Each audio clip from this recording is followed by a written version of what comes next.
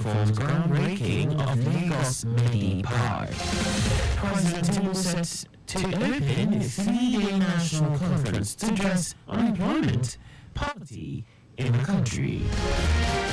On a foreign scene, United States President-elect gets $15 million in ABC News defamation case.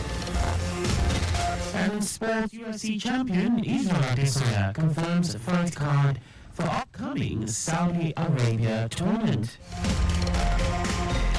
And now the details. I am Akan Usen.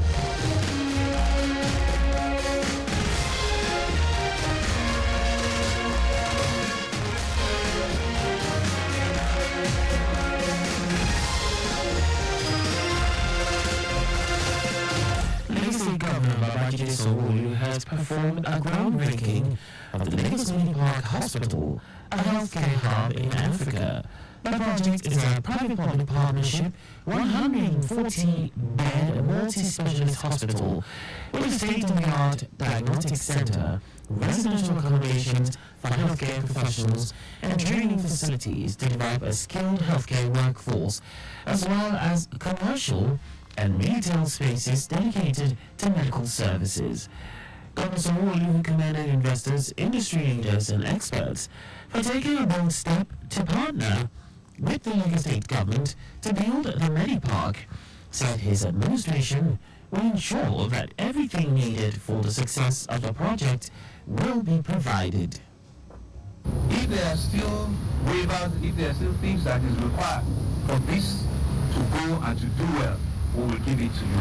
Because we need to make a clear case. We need to change the narrative. We need to make our environment investor friendly. We need to make our environment be able to compete with whatever environment we find ourselves globally. All of us sitting here, you've all played in various spheres. You've all played both locally and globally, and here should not be the difference. My charge to all of us here today is to see that in 2 years' time we're back here to commission the phase one of it. And that is what will also gladdens me, as your government.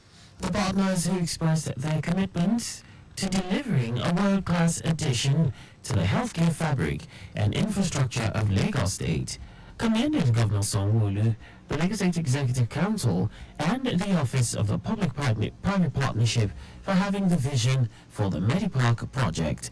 The project, which is expected to be delivered in the next 2 years, will reduce medical tourism, provide world-class clinical care, and deliver solutions to critical health challenges.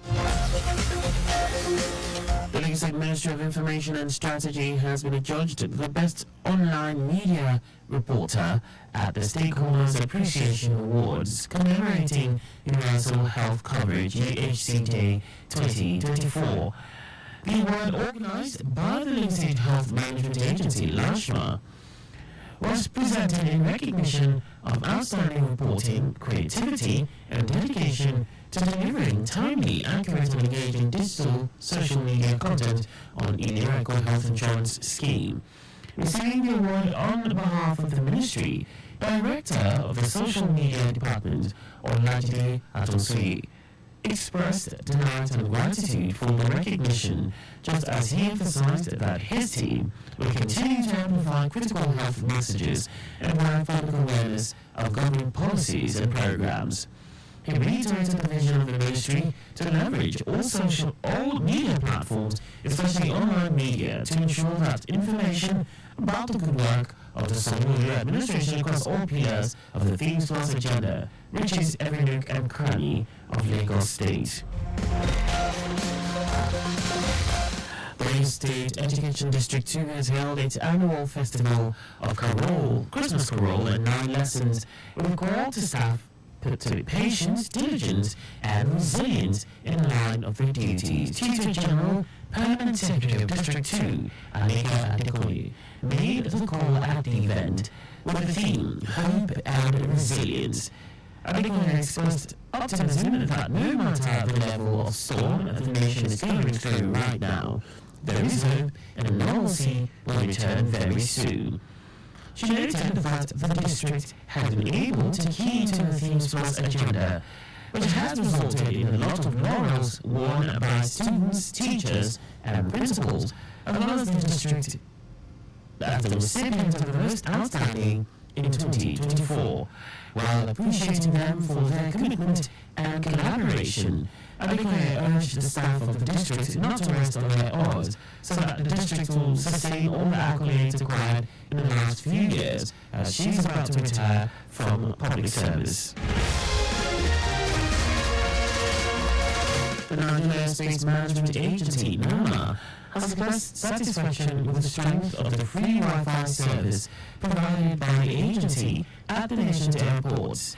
Managing Director of NAMA, Umar Farouk, expressed this satisfaction when he led some technical staff of the agency on a tour of the Mutana Airport NMA, Lagos, to inspect the facility. He said the provision of the free Wi-Fi services was part of the statutory mandate to provide communication services at all airports in Nigeria.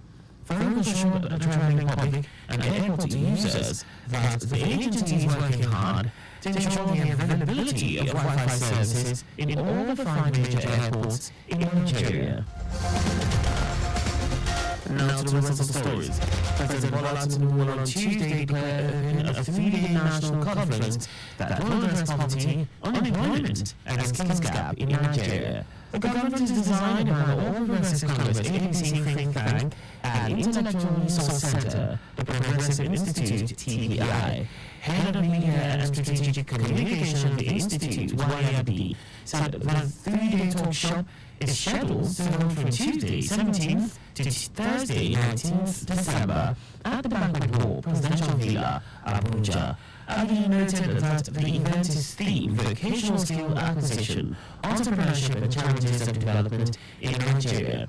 APC National Chairman Abdullahi Ganduje said the conference is an intervention by the APC leadership to contribute to the efforts of the federal government towards addressing the challenges of youth unemployment, as well as the current gaps between many university degrees and workplace requirements. The federal government, through the Small and Medium Enterprises Development Agency in Nigeria, SMEDAN, has announced plans to convert 100,000 vehicles to compressed natural gas within 18 months. The agency said the initiative, which is in collaboration with the Presidential Committee on Compressed Natural Gas Initiative and Marine Energy, is focused on reducing costs for small and medium enterprises while supporting Nigeria's transition to cleaner energy.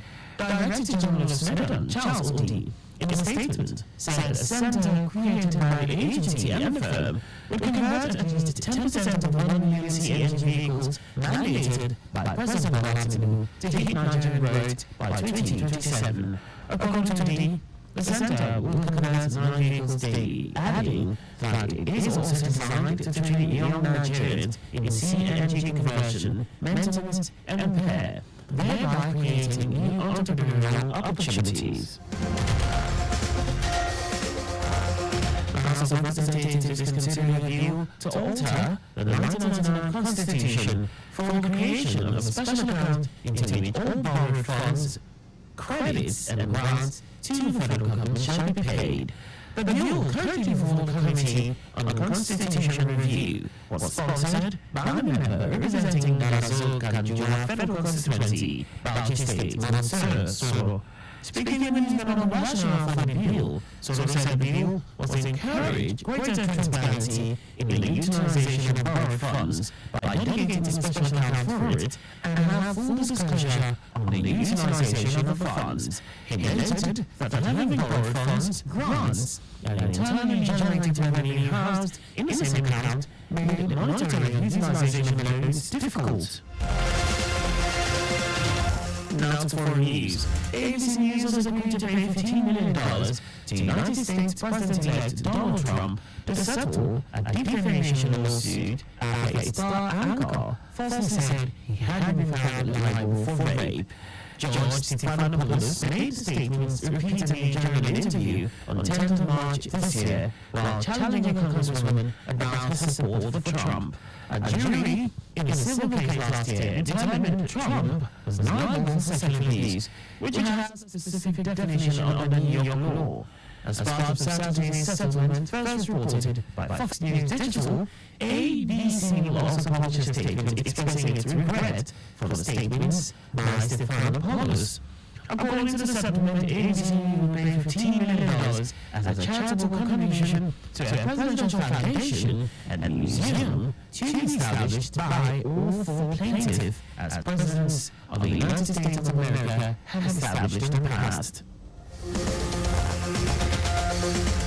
Now sports, former UFC middleweight champion Israel Adesanya is set to face Nasruddin Imavov in the main event of UFC's debut show in Saudi Arabia at the AME Arena Riyadh on February 1. UFC CEO Dana White announced the fight card via social media, with Michael Van Page moving up to middleweight to face undefeated striker Shah Magomedov in the co-main event. The bout marks Adesanya's first non-title fight since his victory over Anderson Silva in February 2019.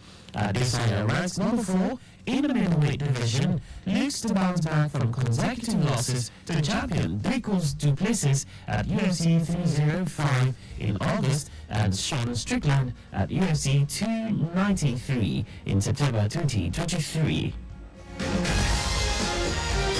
That's all for the news at 10. Do not park at or near a road crossing. You can follow us and like all our various social media platforms at X at Traffic Radio 961, Facebook Lagos Traffic Radio 96.1 FM, Instagram Lagos Traffic Radio 961, on YouTube subscribe and watch us live on our channel Traffic Radio 961. You can also visit our website at www.trafficradio961.ng. Did you know that under the Solar Administration,